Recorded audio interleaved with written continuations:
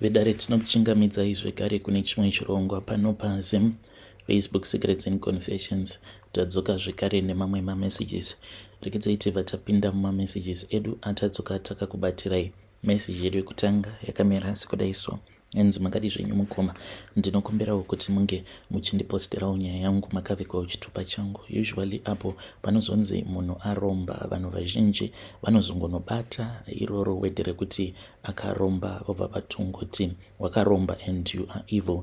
But dzimwe nguva mukomana she pane mamwe macircumstances nemasituations anozokonzeresa kuti munhu ange achizosvika pakuromba. Nini mukoma ndakatokurawo ndichitoenda kuchechi, and chechi yaamai vangu it is a huge forward in faith, uye zvekare ndainge nditori munhu ainge ari right, but nekuda kwemasituations ndo akazokonzeresa kuti ndizosvika pane rimwe level rekuti ndakazotanga kupindawo mudzin'anga zvandainge ndisingambofungidziri kuti ndingazoita zvinhu zvakadaro. So mukomana she ndakauyawo kuno kuSouth Africa. Pandakauya kuSouth Africa I was very young mukoma, ndainge ndichiri ne18 years. Nekuda kwekuti life yainge yakaoma ndo pandakabva ndazosarudza kuti zvainge zviri nani kuti ndinge ndichiuya kuzombozama laki kuno kuSouth Africa. Ndakati ndauya kuno kuSouth Africa ndokubva ndatangawo kushanda. Ndakatanga kushanda basa mumapurazi because that was all where I could work.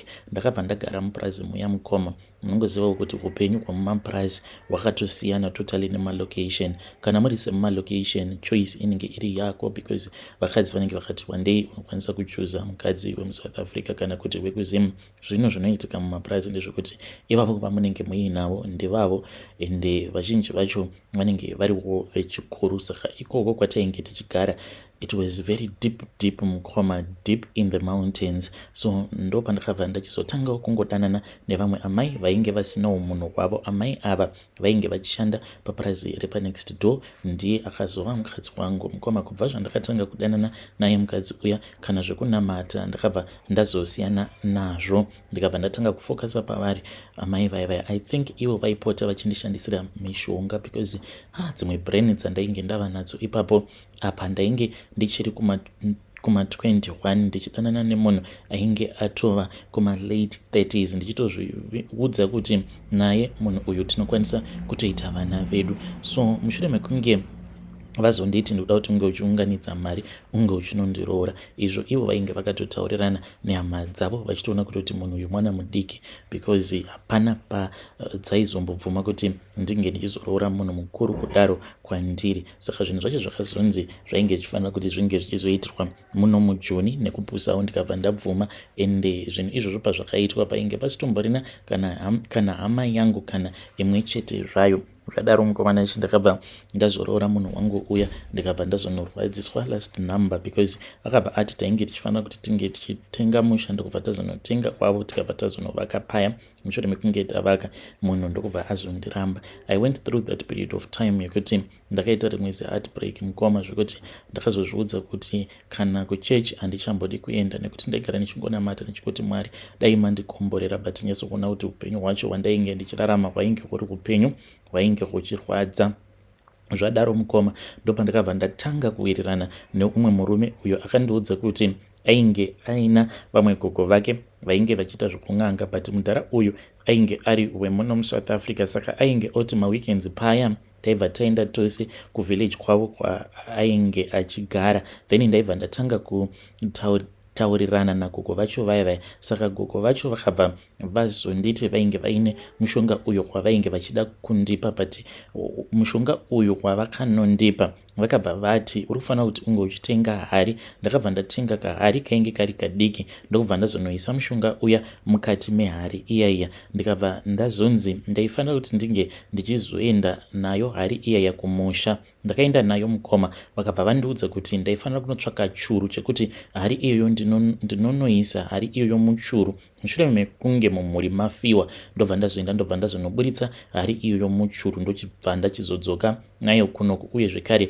ndainge ndichifanira kuti ndinge ndichizoshayikwa parufu. Munhu iyeye anenge afa aifanira kuti ange achizovigwa ini ndisipo. Ko ndaigozivei kuti ndainge ndatoseta mheni yainge ichazoenda ikanorova amai vangu. Amai vangu mukomanashe vakarohwa nemheni, so ndakati ndasvika kumba ndikabva ndatsvaka churu ndikabva ndazonoisa hari iya yamuchuru muya ndokubva ndadzokera zvangu kumba. Mukomanashe ndopandakabva ndazoudzwa kuti amai vangu vainge varohwa nemheni. Ndini uyo ndikabva ndabuda pamba. Ndakatobuda pamba mushure mekunge ndanzwa vanhu vachitaura ndokubva ndatongotiza pamba ndikabva ndaenda kuchuru kuya ndikabva ndanoburitsa hari yangu ndakatonanga kumabhazi ndichitopinda mubhazi ndichidzoka kunoko. Kana foni ndainge ndisina, saka vanhu sezvo ndainge ndakavaudza kuti ndainge ndichigadzirira kuti ndinge ndichidzoka kuJoni, vakatongozviudza kuti mukomana adzokera kwake kuJoni. Ndakadzoka kuno mukoma ndikameka sure kuti line randainge ndiinaro handina kumbogara ndakariisa mufoni kuzonosvika ndichizonotenga rimwe line ndikatotanga kutoshandisa rimwe line. It was only after 2 years ndo pandakabva ndachizotanga manje kutaura nevekukama vachiti mukomana uripi, we have been looking for you, amai vako kuno vakashayika. Saka ndakabva ndazonzina kugovaya ndainge ndiine mimwe mishonga iyo yandaifanira kuti ndinge ndichinoisa paguva raamai vangu, ndikabva ndazonoisa mishonga yaya paguva raamai vangu. Mukoma ndokuromba ikoko kwandakaita, ndokusaka zvichinzi kana kuri mukoma ndokurombawo kwandakaita, saka mukoma ndokurombawo kwandakaita. So sometimes kana mukanzwa zvichinzi munhu uyo akaromba, do not be quick to judge kuti uyo akatoromba because iye ane mweya wakashata, ane mweya wasatani, nekuti dzimwe nguva tinokwanisa kuromba because of circumstances sezvakaitikawo kwandiri. Hei vedare ndo message iyo yandakatumidzirwa ichibva kuna mukoma vedu.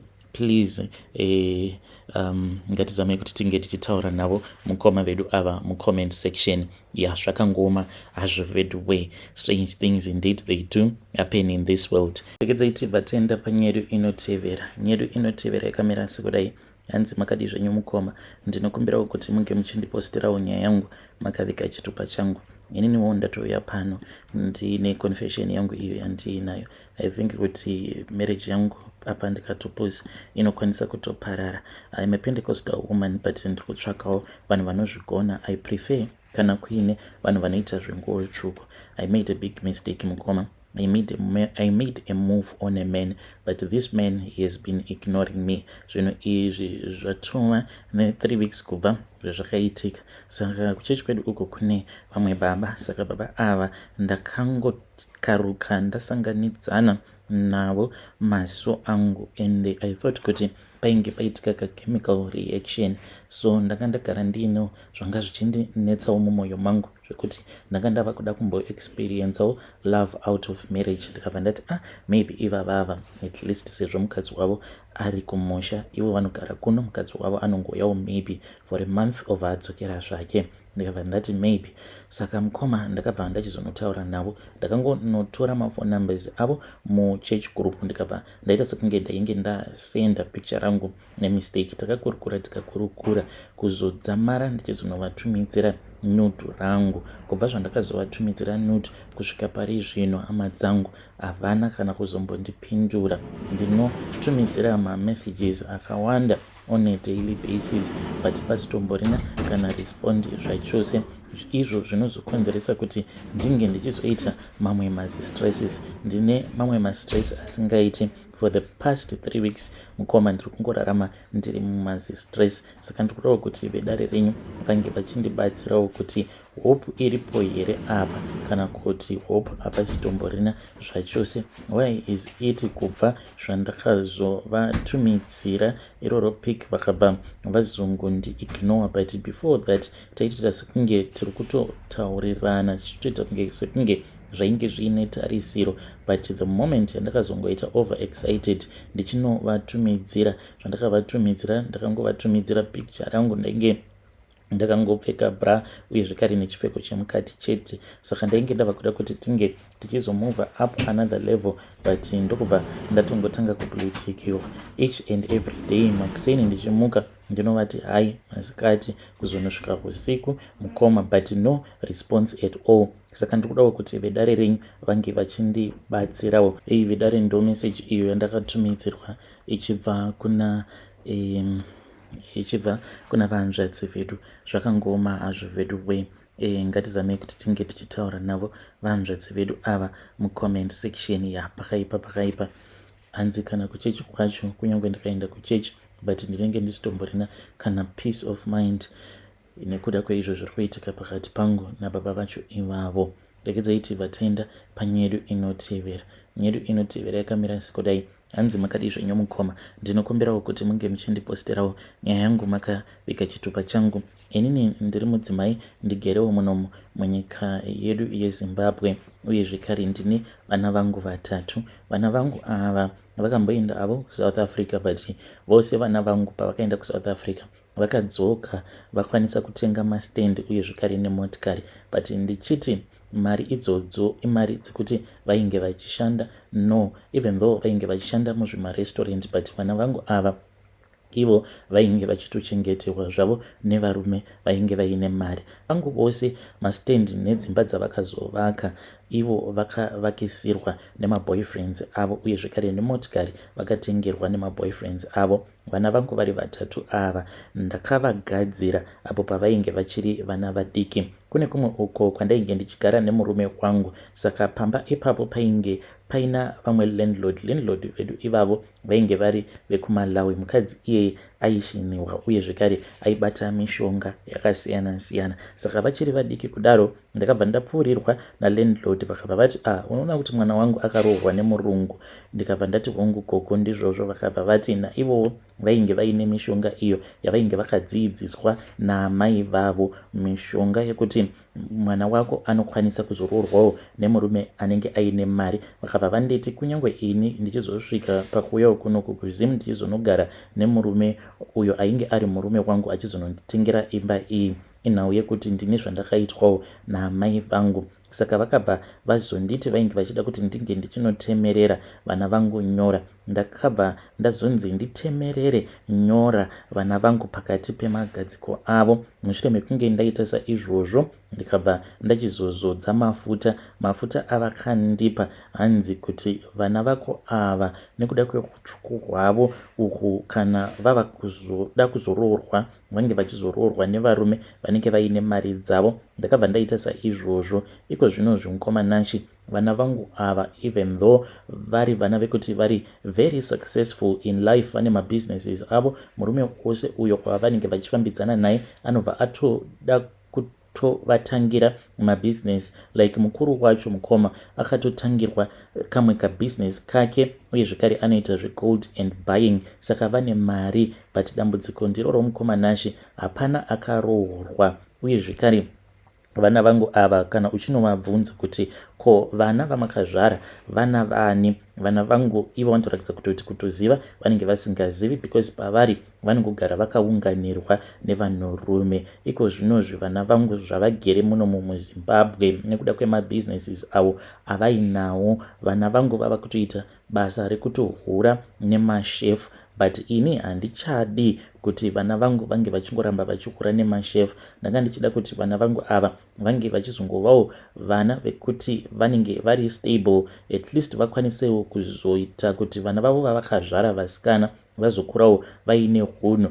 Ndakaita mistake as a mother, and I don't want my children to make that same mistake that I made. Saka kunyange ndambozama kuti ndinge ndichifamba ndine mimwe mishonga yandakapiwa yakasiyana-siyana yekuti ndinge ndichiishandisa pavana vangu, but zvinhu zvacho hazvisi kuda kupera, zviri kuramba kupera mavari vana vangu ava. So mukoma, kana kuinawo someone uyo anoziva kuti zvinhu izvi ndingazvigadzirisa sei, ndichange ndichizotevererawo mucomment section. Please ndibatsireiwo hama dzangu. Pandakatanga kudyawo mari dzavainge vachipiwa nezvikomba zvavo. Zvainge zviri zvinhu zvekuti zvainge zvichindinakidza ndikasvika pakuzotengerwa imba nevana vangu muno muHarare kuburikidza nemari idzo dzavainge vachipiwa nezvikomba zvavo. Most of all, now that vava kudanana nevanhu vakuru vanoita kupiwa mari mukoma, mari yakawanda. Ivo vana vangu ava vakatosimudzira dzinza ravo uye zvekare vakasimudzirawo kunobvawo amai vavo. But I regret the things that I did. Ndinoti kana ndakavatarisa vana vangu ava ndinobva ndaona kuti zvandakaita ndakaita zvinhu zvakashata, because ivo kana iri semarriage vandoratidza kutoti havatomborina hanya nayo. Hey, vedare ndo message iyo yandakatumidzirwa ichibva kuna gogo avo. Please ngatizamei kuti tinge tichitaura navo gogo ava mucomment section. Zvakangooma hazvo veduwe. Hey, pakaipa hanzi ndakatemerera vana vangu nyora idzi ndakadzitemerera hanzi pakati pamagadziko avo ndo dzinovakwezvera varume. Zvakangooma hazvo veduwe. Ngatizamei kuti tinge tichitaura navo mucomment section.